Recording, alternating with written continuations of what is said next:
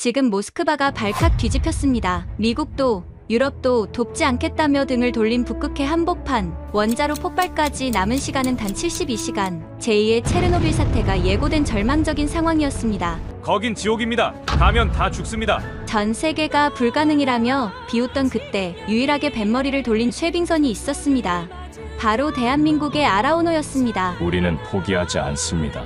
러시아 대통령이 한국 선장 앞에서 고개를 숙였습니다. 오늘부로 러시아의 진정한 형제는 대한민국입니다. 콧대 높은 러시아가 자존심을 버리고 한국에게 최고의 예우를 갖춘 충격적인 사건, 그 전율의 현장을 지금 공개합니다. 제 이름은 마르타 베르그만입니다.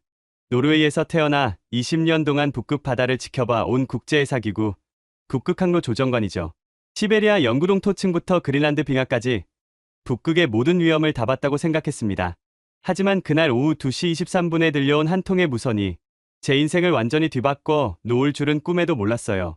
그날은 3월 15일, 북극에서 가장 평화로운 시기였습니다.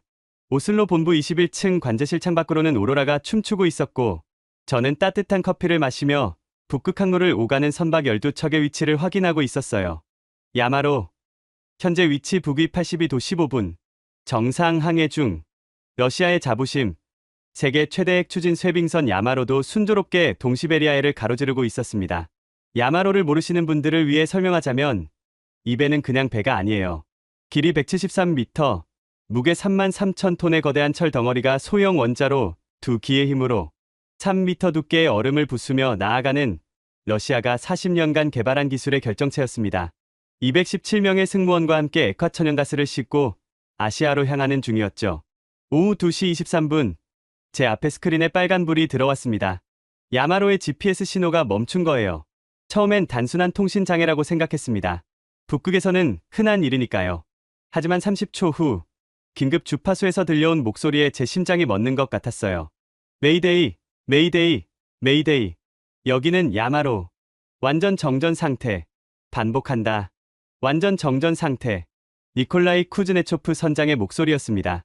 15년 경력의 베테랑 선장이 떨리는 목소리로 말을 이어갔어요. 원자로 냉각 시스템 정지. 비상발전기 작동 불능. 예비 전력 시스템 무반응. 이건 불가능한 일입니다. 저는 즉시 러시아 해양구조본부에 연결했습니다. 하지만 돌아온 답변은 충격적이었어요. 무르만스크에서 구조선이 출발해도 최소 96시간이 걸립니다. 게다가 대형 폭풍설이 접근 중이라. 그때 야마로에서 다시 무전이 왔습니다. 원자로 담당 세르게이 볼코프입니다. 현재 노심 온도 섭씨 285도, 냉각수 순환이 멈춘 지 10분이 지났습니다. 이 상태가 계속되면, 그는 잠시 말을 멈추더니 낮은 목소리로 말했어요. 72시간 후 노심 용융이 시작됩니다. 체르노빌의 재현입니다. 제 손에 들린 커피잔이 떨어져 바닥에 산산조각이 났습니다. 북극 한가운데서 핵 원자로가 폭발한다면 빙하가 녹고 방사능이 해류를 타고 전 세계로 퍼지고 북극 생태계는 완전히 파괴될 겁니다. 하지만 더 끔찍한 건 그 배 안에 갇힌 217명의 생명이었어요. 저는 즉시 모든 채널을 동원해 도움을 요청하기 시작했습니다. 하지만 앞으로 벌어질 일은 제가 20년간 북극에서 일하며 한 번도 경험하지 못한 인간의 추악함과 숭고함이 동시에 드러나는 72시간이 될 거라는 걸. 그때는 아직 몰랐습니다. 야마로의 상황을 파악하기 위해 저는 모든 데이터를 다시 점검했습니다. 러시아가 자랑하는 최신 기술의 집약체가 어떻게 한순간에 무력화될 수 있을까요? 야마로는 트리플 백업 시스템을 갖춘 사실상 침몰 불가능한 배였거든요. 주전력이 끊어져도 비상발전기가 멈춰도 예비 배터리가 작동해야 정상입니다. 그런데 모든 시스템이 동시에 정지했다니 이건 공학적으로 불가능한 일이었어요. 3월 15일 오후 3시 야마로에서 추가 보고가 왔습니다.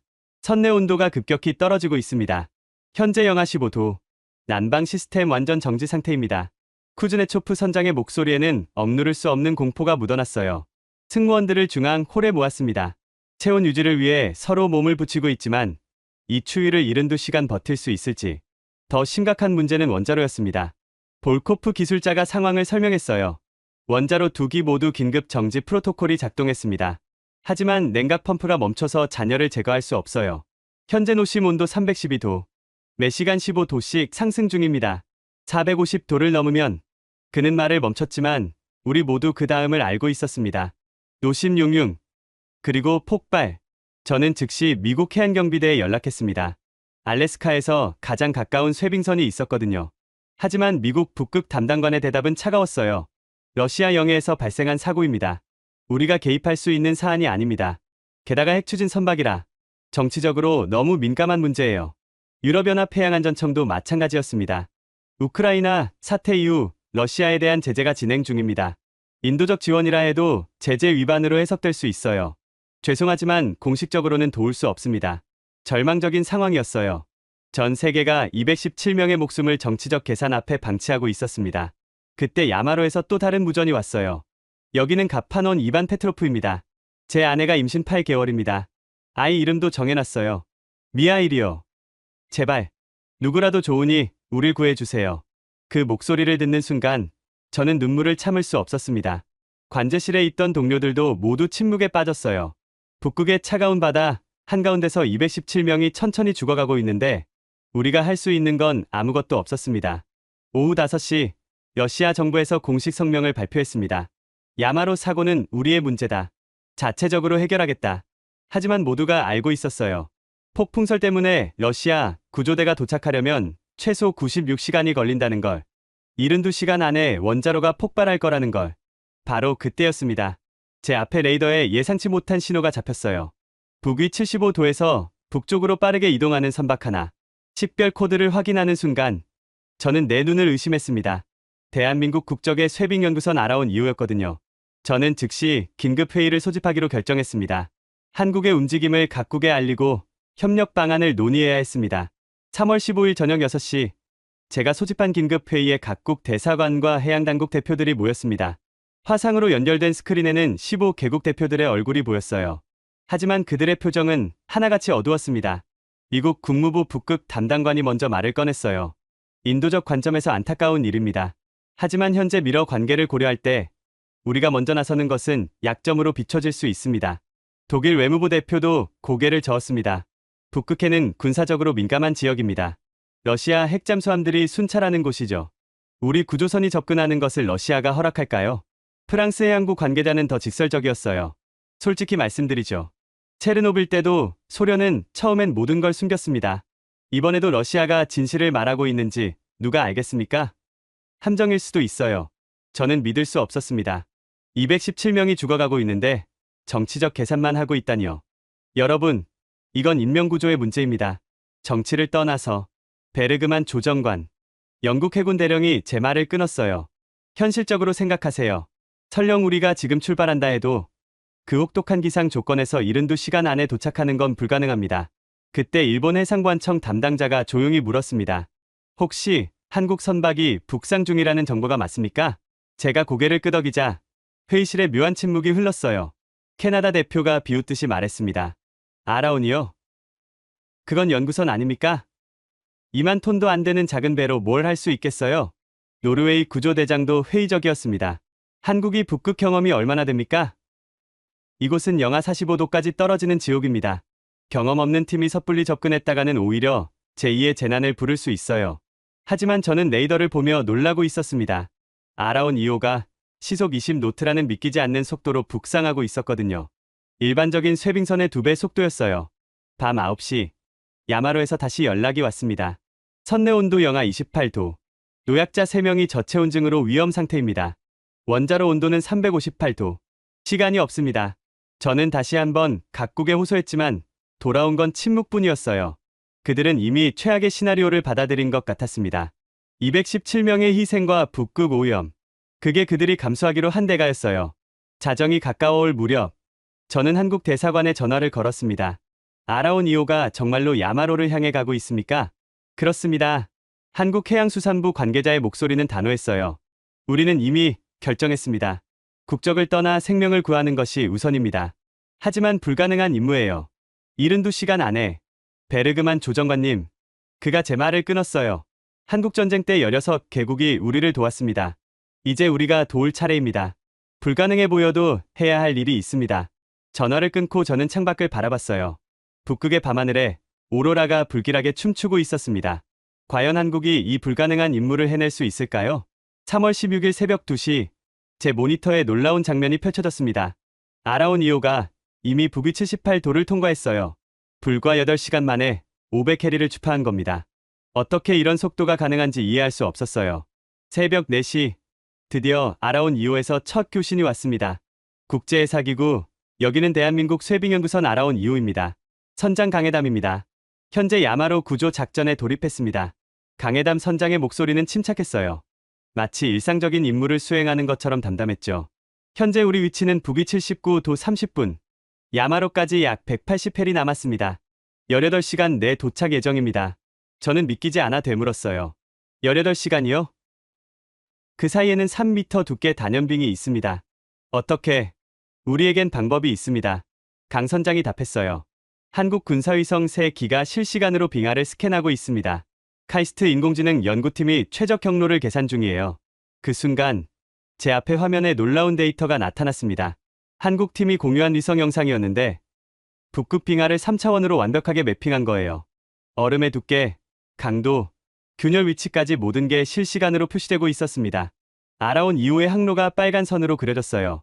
일반적인 직선 경로가 아니라 마치 미로를 통과하듯 복잡하게 꺾이는 루트였습니다. 하지만 그 경로를 따라가면 두꺼운 빙하를 피해 빠르게 이동할 수 있었어요. 새벽 6시, 각국에서 연락이 쏟아지기 시작했습니다. 한국이 정말로 움직이고 있다고? 미국 국무부에서 긴급 문의가 왔어요. 그들이 무슨 기술을 갖고 있기에? 러시아도 당황한 기색이 역력했습니다. 북극 함대 사령관이 직접 전화를 걸어왔어요. 한국 선박의 접근을 허가한 적이 없습니다. 이것은 주권 침해. 하지만 강해담 선장의 대답은 명쾌했습니다. 국제해양법 98조. 해상에서의 조난자, 구조 의무. 우리는 법적 의무를 수행할 뿐입니다. 오전 8시, 아라온 2호에서 충격적인 정보를 보내왔어요. 야마로 승무원 중 87명이 한국산 스마트폰을 사용 중입니다. 비상 배터리로 카카오톡 연결에 성공했습니다. 믿기지 않았어요. 북극 한가운데서, 그것도 정전된 선박에서 어떻게 인터넷 연결이 가능하단 말입니까? 삼성과 LG가 긴급 지원했습니다. 아라온의 통신 담당자가 설명했어요. 위성통신 앰프를 드론에 실어 야마로 상공에 띄웠어요. 임시 통신망을 구축한 겁니다. 정오가 되자 기적 같은 일이 벌어졌습니다. 야마로 승무원들의 메시지가 가족들에게 전달되기 시작한 거예요. 살아있어요. 한국이 오고 있어요. 이 단순한 메시지가 전 세계를 뒤흔들었습니다. 그때까지 침묵하던 국제사회가 술렁이기 시작했어요. 작은 나라 한국이 모두가 불가능하다고 한 일을 해내고 있었으니까요. 3월 16일 오후 2시, 아라온 2호가 야마로로부터 50해리 지점에 도달했습니다.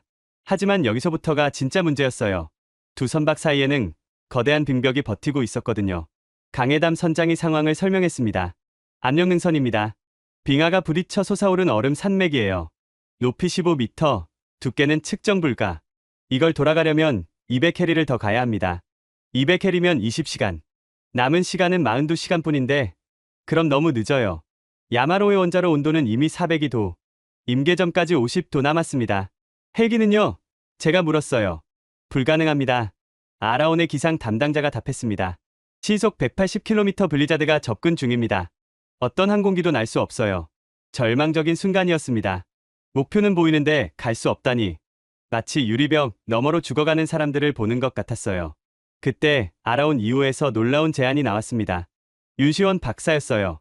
카이스트 인공지능연구소에서 파견된 젊은 과학자였죠. 빙벽을 넘을 수 없다면 밑으로 가면 됩니다. 모두가 의아했어요. 밑이라니? 윤 박사가 설명을 이어갔습니다. 압력능선 아래에는 반드시 균열이 있습니다. 얼음이 솟아오르면서 생긴 틈이죠. 너무 좁아서 배는 못 지나가지만 드론은 가능하다는 말씀이신가요? 맞습니다. 폭 2.3m의 균열을 발견했어요. 수중 드론을 통과시켜 반대편에서 부상시킬 수 있습니다. 하지만 이것도 쉽지 않았어요. 수중 드론으로 뭘 운반할 수 있겠어요? 게다가 영하 45도 바닷물 속을 10km나 가야 했습니다. 오후 4시, 한국에서 놀라운 소식이 전해졌습니다. 국방부에서 군사용 드론 48대를 제공합니다. 공군 수송기가 이미 출발했습니다. 국방부 드론이요? 저는 처음 듣는 얘기였어요. 알고 보니 한국이 극비리에 개발한 극지용 무인기였습니다. 영하 60도에서도 작동하고 20kg 화물을 운반할 수 있다고 했어요. 하지만 시간이 문제였습니다. 수송기가 도착하려면 8시간. 드론을 준비하는데 4시간. 그럼 벌써 12시간이 지나가요. 남은 시간은 30시간뿐인데 저녁 8시 야마로에서 비명 같은 무전이 왔습니다. 원자로 경납 용기에 균열이 보입니다. 방사선 수치가 올라가고 있어요. 이제 정말 시간이 없었습니다. 그런데 바로 그때 믿기 어려운 일이 벌어졌어요. 한국 정부가 민간 기업들을 총동원하기 시작한 겁니다. 삼성이 보유한 모든 산업용 드론, LG가 개발한 극저온 배터리, 현대중공업의 원자로, 설계도, 네이버의 자율주행 알고리즘, 카카오의 통신 시스템, 한국의 모든 기술력이 하나로 모이고 있었어요. 밤 11시, 드디어 수송기가 도착했습니다. 그런데 48대가 아니라 120대의 드론이 실려 있었어요. 한국 기업들이 보유한 모든 드론을 긁어모은 거였습니다. 3월 17일 새벽 1시, 아라온 2호 가파는 전쟁터를 방불케 했습니다. 120대의 드론이 일제히 기동 테스트를 하고 있었어요. 각 드론마다 고유 번호가 붙어 있었는데 특이하게도 한글 이름이었습니다. 나비 1호, 매 7호, 독수리 3호. 소식이 전해지자 한국 전국 초등학교에서 드론에게 이름을 지어주세요. 캠페인이 벌어졌거든요. 나비, 매, 독수리 같은 동물 이름부터 희망, 사랑, 용기 같은 추상명사까지 아이들의 순수한 마음이 담긴 이름들이었어요. 윤시원 박사가 작전을 설명했습니다. 균열의 폭이 2.3m로 매우 좁습니다. 드론을 한 대씩 보내면 너무 오래 걸려요. 그래서 때 지능을 사용하기로 했습니다. 새들이 무리 지어날 때처럼 드론들이 서로 통신하며 최적의 대형을 만듭니다.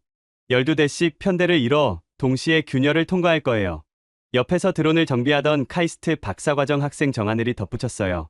각 드론에 설치된 AI 칩이 실시간으로 서로 통신하며 최적 경로를 찾습니다. 마치 한 생명체처럼 움직일 거예요. 하지만 이 작전의 성공 확률은 누가 계산해도 10% 미만이었습니다. 영하 45도, 시속 200km 강풍, 그리고 2.3m의 좁은 얼음 틈새. 새벽 2시, 한국 본토 카이스트 연구실에는 긴급 소집된 30명의 엔지니어들이 모여 있었습니다. 대전에서 부산에서 서울에서 새벽에 급히 달려온 사람들이었어요. 드론을 원격으로 지원하기 위해서였죠.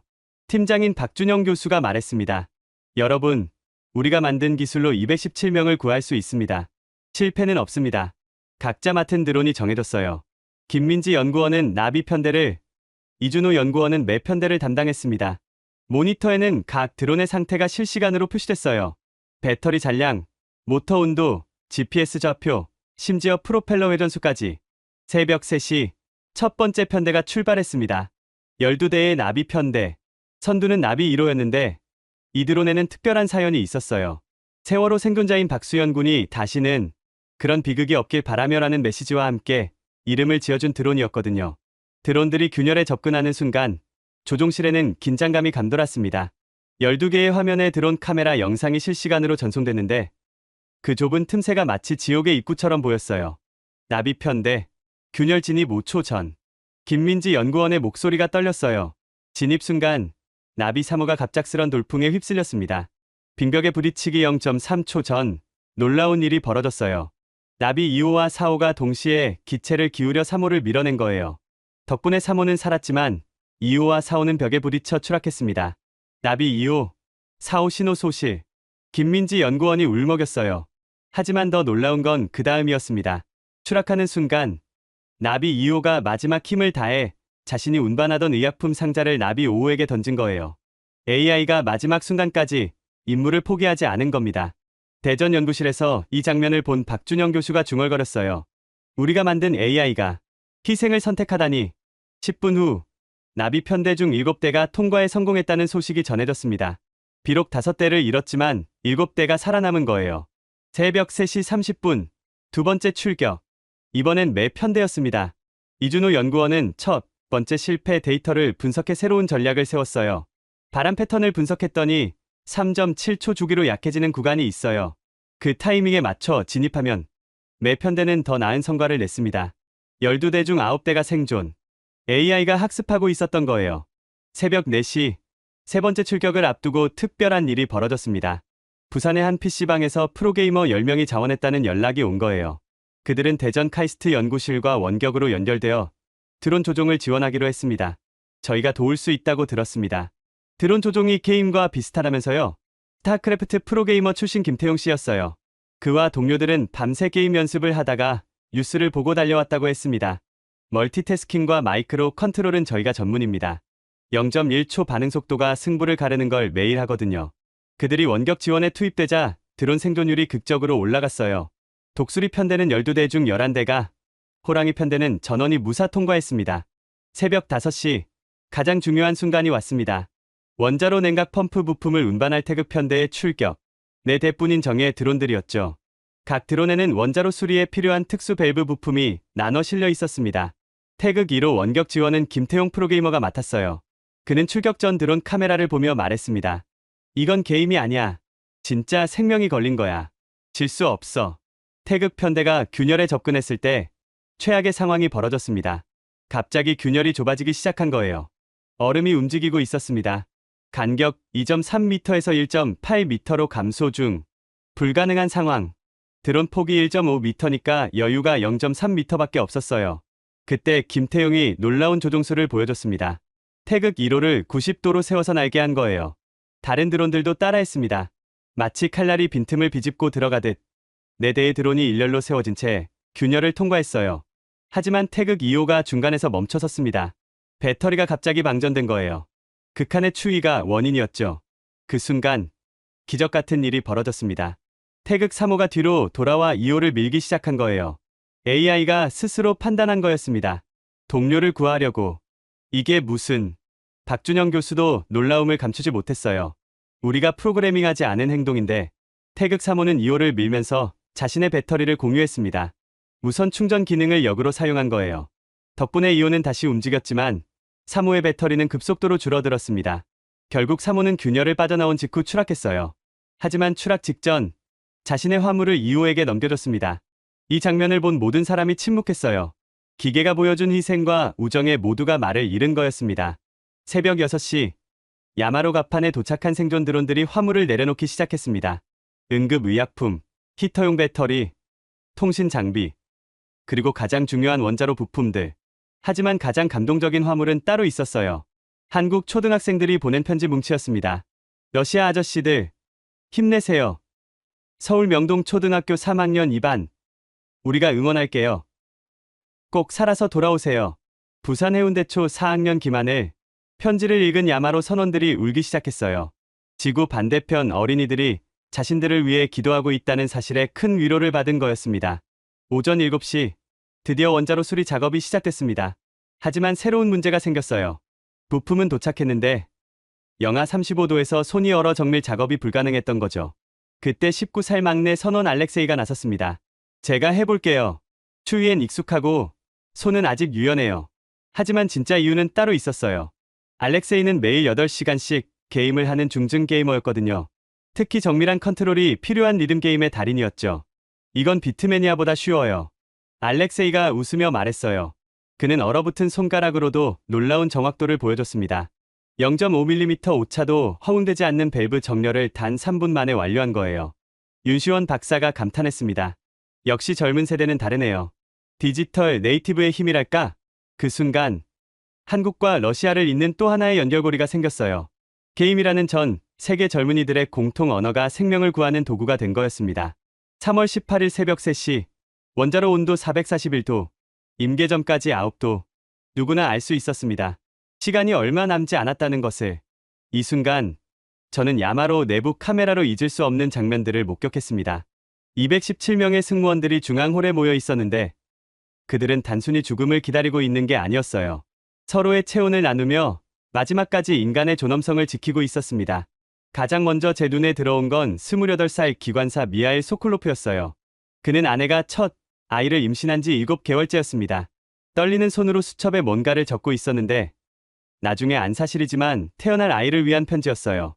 내 아들아, 아니면 딸이려나. 아빠는 지금 북극 바다 한가운데 있단다. 너를 만나지 못할 수도 있지만 이것만은 알아줬으면 해. 아빠는 마지막 순간까지 최선을 다했다고. 그리고 한국 친구들이 우릴 구하려고 목숨 걸고 싸우고 있다고. 세상에는 국경을 넘어서는 선한 사람들이 있다는 걸 꼭 기억하렴. 미하일 옆에는 58살 요리사 보리스 이바노프가 있었어요. 36년간 바다에서 일한 베테랑이었죠. 그는 남은 식량을 217개로 정확히 나누고 있었습니다. 빵 한 조각, 통조림 한 스푼까지도 공평하게. 이봐 젊은이들, 절대 포기하지 마. 1987년 블라디보스토크 앞바다에서도 우린 살아남았어. 그때는 일주일을 표류했지만 결국 구조됐지. 이번에도 그럴 거야. 특히 한국 친구들이 오고 있잖아. 보리스는 자신의 몫을 젊은 선원들에게 나눠주고 있었어요. 난 살도 찌고 지방도 많아서 며칠은 버틸 수 있어. 너희들이 먼저 먹어. 그때 누군가 러시아 민요를 부르기 시작했습니다. 목소리의 주인공은 22살 막내 선원 알렉세이 쿠드린이었어요. 공포에 떨던 선원들이 하나둘 따라 부르기 시작했습니다. 노래가 끝나자 다른 나라 선원들도 자국의 노래를 불렀어요. 야마로에는 러시아인 외에도 우크라이나인 8명, 벨라루스인 4명, 카자흐스탄인 3명이 있었거든요. 평소 같으면 정치적으로 민감한 관계였겠지만 죽음 앞에서 그들은 모두 형제였습니다. 특히 감동적인 건 우크라이나 출신 항해사 올렉산드르와 러시아 갑판장 세르게이의 모습이었어요. 두 나라가 전쟁 중임에도 그들은 서로를 끌어안고 있었습니다. 정치는 정치고 우린 선원이야. 바다에선 모두가 가족이지. 새벽 3시 30분 한국 통신망을 통해 가족들과 화상 통화가 연결되기 시작했습니다. 삼성과 LG가 제공한 위성 통신 덕분이었죠. 짧은 시간이었지만 그들에겐 영원처럼 소중한 순간이었어요. 가장 가슴 아픈 건 32살 통신사 드미트리 페도로프의 통화였습니다. 그에겐 한국인 여자친구가 있었어요. 부산에서 만난 수빈이라는 여성이었는데 결혼을 약속한 사이였죠. 수빈아, 미안해. 약속 못 지킬 것 같아. 드미트리가 울먹였어요. 하지만 화면 속 수빈 씨의 대답은 단호했습니다. 무슨 소리야? 우리나라 최고의 구조대가 가고 있어. 절대 포기하지 마. 기다릴게. 드미트리 옆에 있던 동료들이 한국어로 외쳤어요. 수빈 씨, 드미트리 꼭 살려서 보낼게요. 한국 만세. 그 순간 야마로 전체에 카레아 만세라는 함성이 울려 퍼졌습니다. 발음은 서툴렀지만 진심이 담긴 감사의 외침이었어요. 새벽 4시, 선내 온도가 영하 30도까지 떨어졌습니다. 더 이상 버티기 힘든 추위였어요. 사람들은 서로를 끌어안고 체온을 나눴지만 한계가 있었습니다. 그때 놀라운 일이 벌어졌어요. 45살 기관장 이고르 블라디미로프가 자신의 방한복을 벗기 시작한 거예요. 내 옷은 특수 소재라 더 따뜻해. 노약자들에게 나눠 입혀. 다른 선원들도 따라했습니다. 젊고 건강한 선원들이 자신의 옷을 벗어 노약자와 환자들에게 입혔어요. 자신들은 추위에 떨면서도 약한 이들을 먼저 생각한 거죠.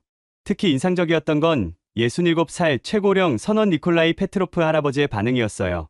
이 옷들을 다시 젊은이들에게 돌려줘. 나는 충분히 살았어. 하지만 너희들은 아직 할 일이 많잖아. 젊은 선원들이 울면서 말했어요. 할아버지가 살아야 우리도 삽니다. 할아버지 이야기를 들으며 여기까지 버텼어요. 니콜라이 할아버지는 40년 전 소련 해군 시절부터 북극을 항해한 전설적인 선원이었어요. 그는 추위에 떨면서도 옛날 이야기를 들려주며 모두에게 희망을 줬습니다. 1982년 겨울, 우리 잠수함이 얼음 밑에 갇혔을 때도 72시간을 버텼어. 그때는 구조대도 없었지만 살아남았지. 지금은 한국이라는 든든한 친구가 오고 있잖아. 반드시 살아남을 거야. 새벽 4시 30분, 선내 식당에서 특별한 의식이 거행됐습니다. 남은 보드카를 217개의 컵에 똑같이 나눠 따른 거예요. 한 방울씩이었지만 그들에겐 성스러운 의식이었습니다. 쿠즈네초프 선장이 건배사를 했어요. 우리를 구하러 오는 한국 형제들을 위해, 그리고 여기 있는 217명의 생존을 위해 모두가 차치다로비에 건배를 외쳤습니다. 그 순간만큼은 공포도 추위도 잊은 것 같았어요. 이어서 각자가 짧은 소감을 말했습니다. 태어나서 처음으로 한국이라는 나라에 감사하고 있어. 김치는 먹어봤는데 한국 사람은 처음 만나볼 것 같네. 살아나가면 한국어부터 배울 거야. BTS도 좋지만 알아온 이유가 더 멋있어. 웃음과 눈물이 뒤섞인 시간이었어요. 죽음의 문턱에서도 유머를 잃지 않는 인간의 강인함을 봤습니다. 새벽 5시, 갑자기 전등이 깜박이기 시작했어요. 배터리가 거의 다 떨어진 거였습니다. 어둠이 선실을 삼키기 시작했어요. 그때 누군가 휴대폰 플래시를 켰고 다른 사람들도 따라했습니다. 217개의 작은 빛이 어둠을 밝혔어요. 그 빛 속에서 그들은 가족 사진을 꺼내보고 있었습니다. 26살 항해사 안토는 갓 태어난 딸 사진을 보며 속삭였어요. 마샤야, 아빠가 꼭 돌아갈게. 내 첫 생일은 꼭 함께 할게. 38살 가판원 빅토르는 부모님 사진을 가슴에 품었습니다. 엄마, 아빠, 아직 효도 한 번 못했는데 이번엔 꼭 살아서 돌아갈게요. 가장 마음이 아팠던 건 19살 알렉세이였어요. 그는 여자친구와 찍은 사진을 보며 미래를 꿈꾸고 있었습니다. 타냐, 살아나가면 바로 청혼할 거야. 더는 미루지 않을게. 새벽 5시 30분, 야마로의 작은 기적이 일어났습니다. 선내 방송 시스템이 갑자기 작동한 거예요. 그리고 스피커에서 메시지가 흘러나왔습니다. 야마로 승무원 여러분, 여기는 대한민국 알아온 이후입니다. 지금 여러분으로부터 10km 거리에 있습니다. 조금만 더 버텨주세요. 우리가 반드시 구하겠습니다. 그 목소리를 듣는 순간 217명 모두가 울음을 터뜨렸어요. 희망이 현실이 되는 순간이었습니다. 이어서 한국팀이 준비한 특별한 선물이 전달됐어요. 한국에 있는 야마로 가족들이 녹음한 응원 메시지였습니다. 각국 언어로 번역된 메시지가 차례로 재생됐어요. 아빠, 엄마가 매일 기도해요. 한국 아저씨들이 꼭 구해준대요. 자기야, 당신은 강한 사람이야. 꼭 살아서 돌아와. 아들아, 네가 자랑스럽다. 끝까지 포기하지 마라. 메시지가 끝나자 선원들 사이에서 한국 국가가 흘러나왔어요. 누가 시작했는지 모르지만 한 명이 부르기 시작하자 다른 사람들도 따라 불렀습니다. 발음은 엉망이었지만 가사는 정확했어요. 동해물과 백두산이 마르고 닳도록. 러시아 선원들이 한국 국가를 부르는 초현실적인 광경. 하지만 그들에게 한국은 이미 구원의 나라였고 이 노래는 감사의 찬송가였습니다. 새벽 6시 드디어 냉각 펌프 재가동 시간이 왔습니다. 이 순간을 위해 한국 드론 67대가 자신을 희생했고 217명이 릴레이로 작업했으며 전 세계가 숨죽여 지켜봤습니다. 알렉세이가 마지막 밸브를 조이는 순간 야마로에는 종교도 국적도 넘어선 하나의 기도가 울려 퍼졌어요. 제발, 제발 작동해주세요. 그리고 30초 후 임시 발전 시스템이 살아나며 냉각 펌프가 돌아가기 시작했을 때 217명은 하나가 되어 외쳤습니다. 감사합니다. 스파시아, 땡큐, 감사합니다. 모든 언어가 뒤섞인 감사의 함성. 그것은 생명의 환희였고 인류의 승리였습니다. 3월 18일 오전 8시 원자로 온도는 350도로 떨어졌습니다. 냉각 펌프가 작동하며 위기는 넘겼지만 아직 217명은 북극 한가운데 갇혀 있었어요. 선내 온도는 여전히 영하 25도, 식량과 의약품도 떨어져가고 있었습니다. 이때 한국에서 놀라운 소식이 전해졌어요. 대통령이 국가 비상사태를 선포했습니다. 야마로 구조를 위해 모든 자원을 동원하겠다고. 저는 귀를 의심했어요. 다른 나라 선박을 위해 국가 비상사태라니. 하지만 한국은 정말로 총력전을 시작했습니다. 해군 구축선 2척이 북극으로 출발했고 공군 수송기 5대가 구호물자를 싣고 날아왔어요. 삼성은 전 세계 최고의 극지용 배터리를 모두 동원했고 LG는 휴대용 히터 1000대를 긴급 제작했습니다. 더 놀라운 건 민간인들의 반응이었어요. 한국 국민들이 자발적으로 모금 운동을 시작한 겁니다. 217명을 구하자는 캠페인이 SNS에서 확산되며 단 3시간 만에 100억 원이 모였어요. 오전 10시 아라온 2호가 드디어 빙벽 돌파에 성공했습니다. 한국 군사위성이 찾아낸 폭 12m의 새로운 균열을 통과한 거예요. 이제 야마로까지 직선거리 10해리. 하지만 여전히 1.5m 두께의 얼음이 막고 있었습니다. 쇄빙 작업에 8시간 예상됩니다. 강해담 선장이 보고했어요. 그런데 현대중공업에서 천재적인 아이디어를 냈습니다. 얼음을 깨지 말고 녹이면 어떨까요? 녹인다고요? 영하 45도에서요. 고압 스팀 제트를 사용하면 가능합니다. 우리가 개발한 아이스 커터 기술이에요. 2시간 후 한국 해군 헬기가 특수 장비를 공수했습니다. 거대한 스팀 제트 4대, 뜨거운 증기를 고압으로 분사해 얼음을 순식간에 녹이는 장비였어요. 오후 2시 작업이 시작됐습니다. 섭씨 200도의 증기가 얼음에 닿는 순간 거대한 수증기 구름이 피어올랐어요. 마치 북극에 온천이 생긴 것 같았습니다. 예상보다 빨랐어요. 단 4시간 만에 폭 20m의 수로가 열렸습니다. 오후 6시 23분 역사적인 순간이 왔어요. 야마로, 여기는 아라온 2호. 우리가 도착했습니다. 두 선박이 마주한 순간 양쪽에서 동시에 환호성이 터졌어요. 러시아 선원들은 갑판으로 뛰어나와 손을 흔들었고 한국팀은 태극기와 러시아 국기를 함께 들어 올렸습니다. 구조 작업은 신속하게 진행됐어요. 중환자 11명이 먼저 아라온으로 옮겨졌고 나머지 승무원들에게는 따뜻한 음식과 담요가 제공됐습니다. 저녁 8시 감동적인 장면을 목격했어요. 쿠즈네초프 선장이 강해담 선장을 껴안으며 러시아어로 뭔가를 말했는데 통역이 이렇게 전했습니다. 당신들은 우리의 영원한 형제입니다. 하지만 아직 큰 문제가 남아 있었어요. 야마로를 어떻게 한국까지 끌고 갈 것인가? 원자로는 안정됐지만 엔진은 여전히 죽어 있었거든요. 그리고 일기예보는 최악으로 바뀌고 있었습니다. 48시간 내에 북극 역사상 최대 규모의 폭풍이 덮친다는 거였어요. 3월 18일 밤 10시 새로운 위기가 찾아왔습니다. 일기예보가 최악으로 바뀐 거예요. 48시간 내에 북극 사상 최대 규모의 폭풍이 덮친다는 거였습니다. 만약 그 전에 야마로를 안전지대로 못 옮기면 217명 모두가 다시 위험에 빠질 수 있었어요. 아라온 2호로는 3만 톤짜리 야마로를 끌 수 없었습니다. 출력이 턱없이 부족했거든요. 러시아 구조선도 아직 800캐리밖에 있었고요. 그때 한국 정부가 상상도 못한 카드를 꺼냈습니다. 중국과 일본의 협력을 요청하겠습니다. 중국과 일본이요? 정치적으로 민감한 관계인데 과연 도와줄까요? 나중에 밝혀진 사실이지만 그날 밤 한국 대통령은 잠도 자지 않고 직접 전화 외교를 펼쳤다고 해요. 먼저 중국 주석에게 전화를 걸었습니다. 주석님, 이건 정치 문제가 아닙니다. 217명의 생명이 달린 문제입니다. 중국이 함께한다면 전 세계가 중국의 대국다운 면모를 보게 될 것입니다. 중국 주석은 10분간 침묵했다고 합니다. 그리고 마침내 답했어요. 좋습니다. 하지만 한 가지 조건이 있습니다.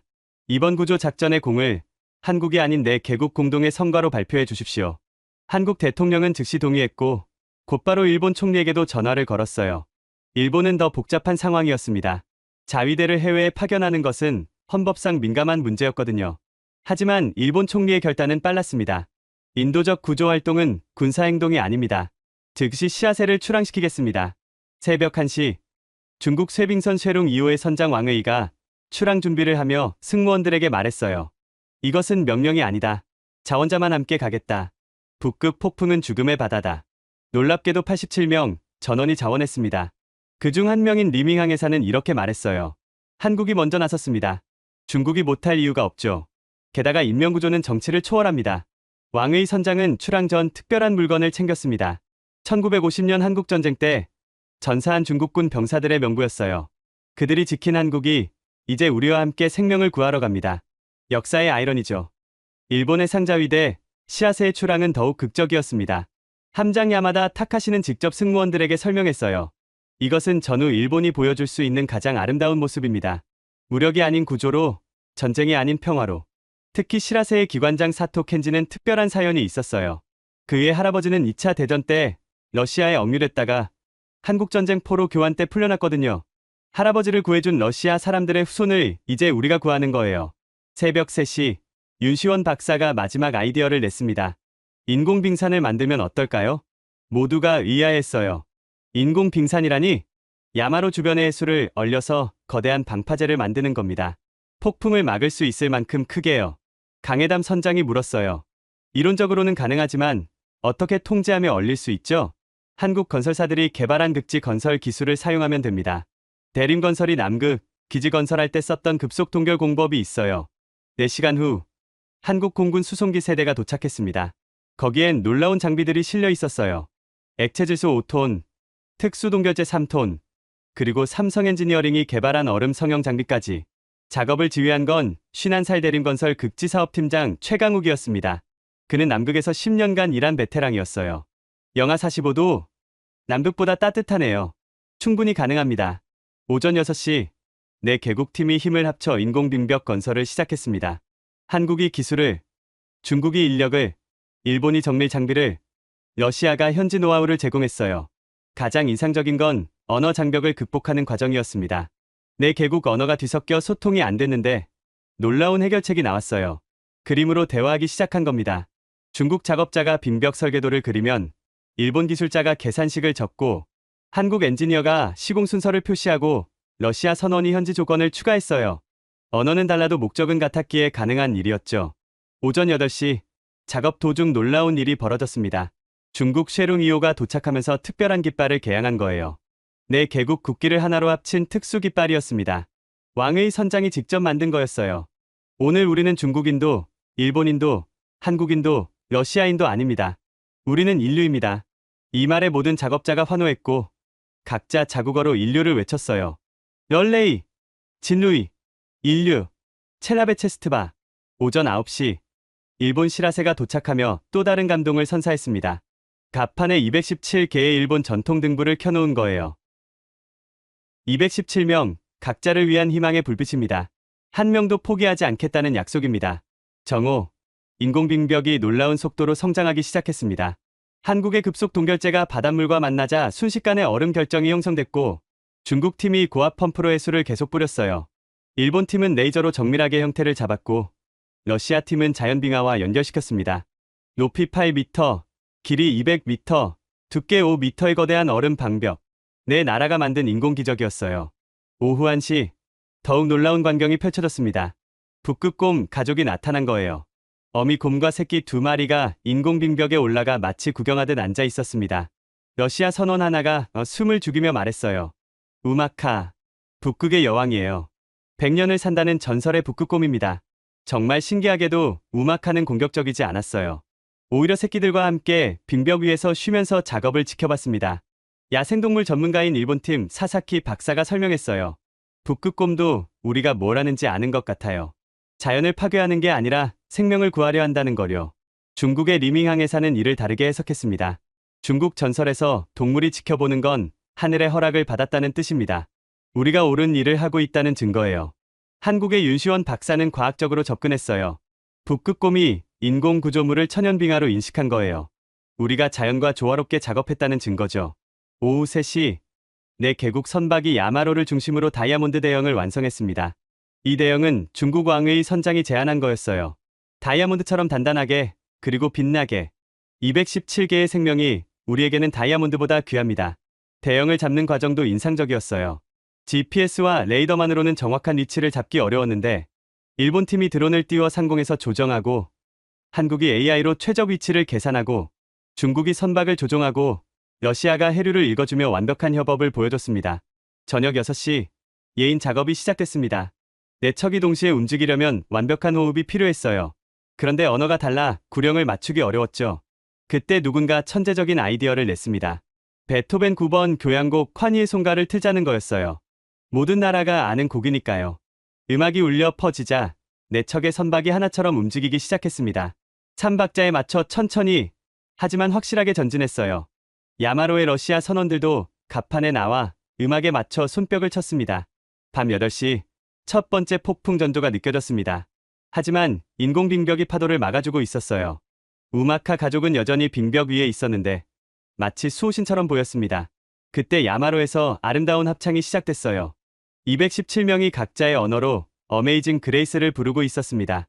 러시아어, 우크라이나어, 영어, 심지어 서툰 한국어까지. 그 노래를 들은 내 개국 구조팀도 함께 부르기 시작했어요. 북극의 밤하늘 아래 폭풍을 앞두고 5개 언어가 하나의 노래로 합쳐졌습니다. 중국 왕의 선장이 무전으로 말했어요.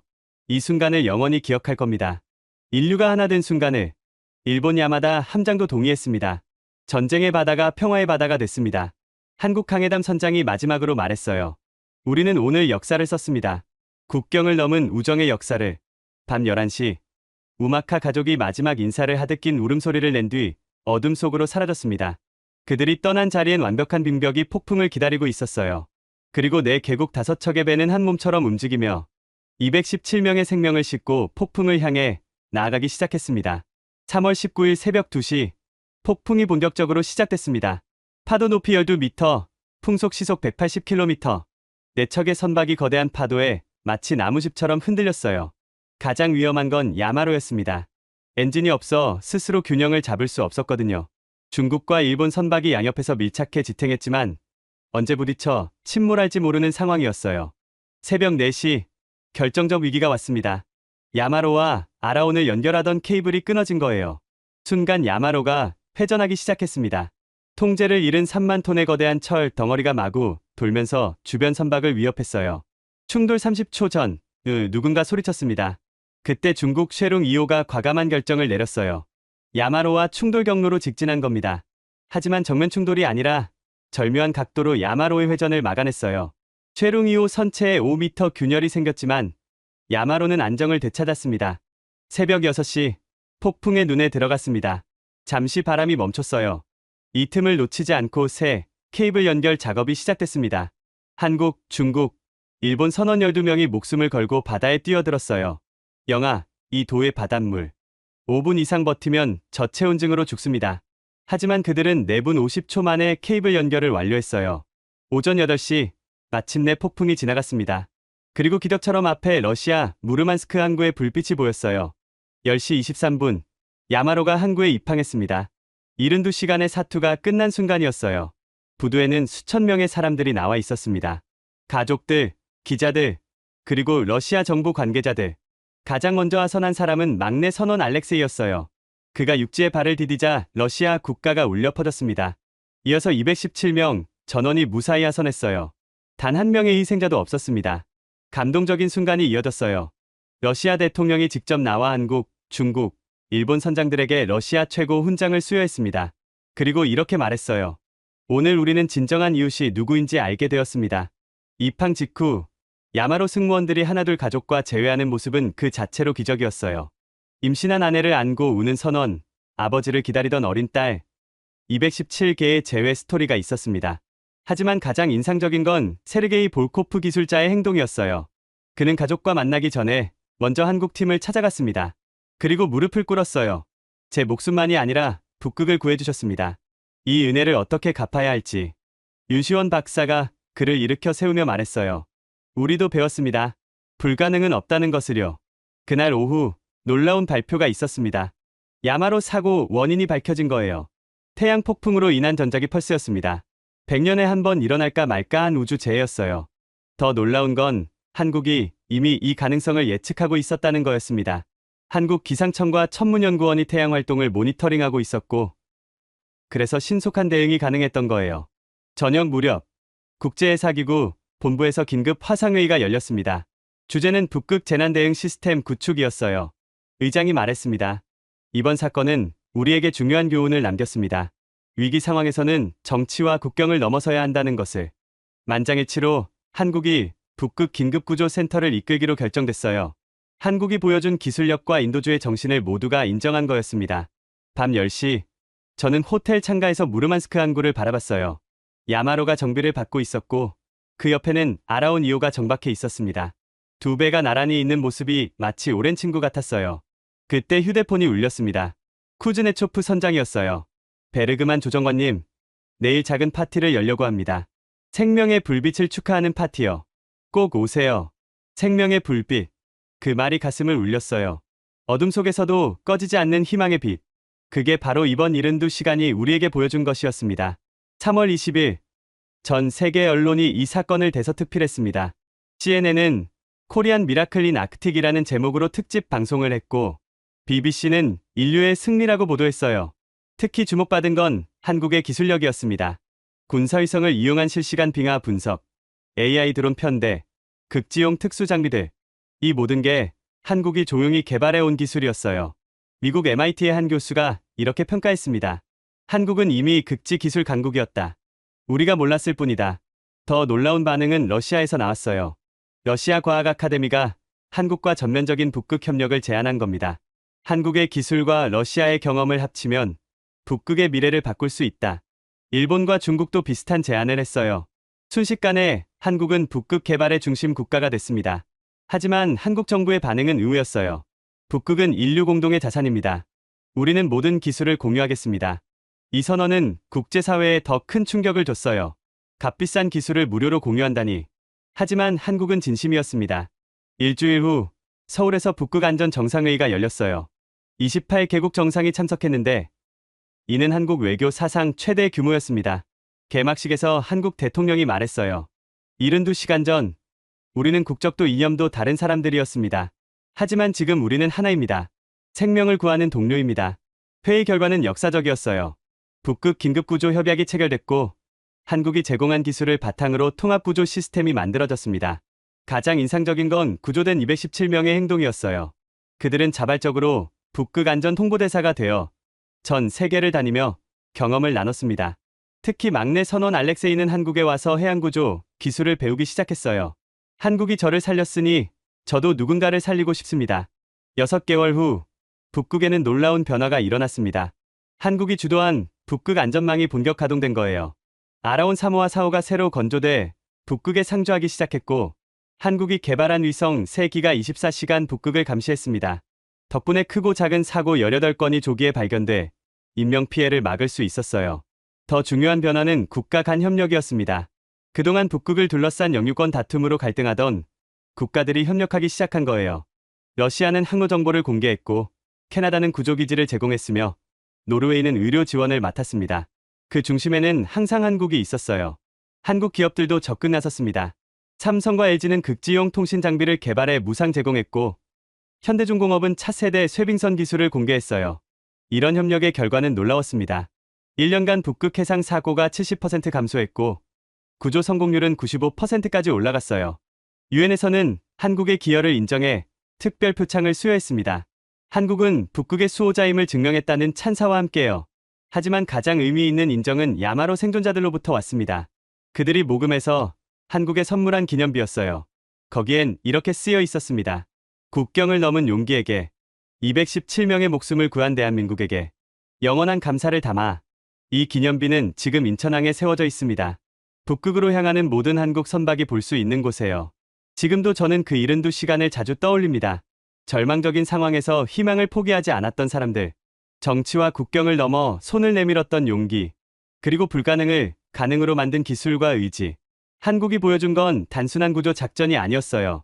작은 나라도 큰 일을 할 수 있다는 증명이었고, 기술이 인류애와 만날 때 어떤 기적이 일어나는지 보여준 사례였습니다. 야마로 사건 이후 국제사회에서 한국을 보는 시선이 완전히 바뀌었어요. 경제 강국에서 인도주의 리더로, 기술 선진국에서 생명 수호국으로. 하지만 정작 한국 사람들은 담담했어요. 강해담 선장이 제게 했던 말이 기억납니다. 우리는 그저 해야 할 일을 했을 뿐입니다. 바다에서는 모두가 가족이니까요. 그 겸손함이 더 큰 감동을 줬어요. 자랑하지 않고, 과시하지 않고, 묵묵히 생명을 구하는 나라. 그게 바로 제가 본 대한민국이었습니다. 지금 이 순간에도 북극 어딘가에서는 한국의 위성이 바다를 감시하고 있고, 한국의 기술이 누군가의 생명을 지키고 있을 겁니다. 72시간. 그 짧은 시간이 영원으로 기억되는 이유는 단순합니다. 그 시간 동안 인류는 하나였고, 불가능은 없었으며, 희망은 결코 죽지 않는다는 걸 증명했으니까요. 지금까지 북극의 기적, 72시간의 사투 이야기 어떠셨나요? 전 세계가 포기한 순간, 대한민국은 포기하지 않았습니다. 217명의 생명 앞에서 국경도, 정치도 의미가 없었죠. 이 이야기가 감동적이셨다면 좋아요와 구독 부탁드립니다. 그리고 무엇보다 이 영상을 공유해주세요. 세계 곳곳에서 묵묵히 생명을 구하는 대한민국의 진짜 모습을 더 많은 사람들이 알아야 하니까요.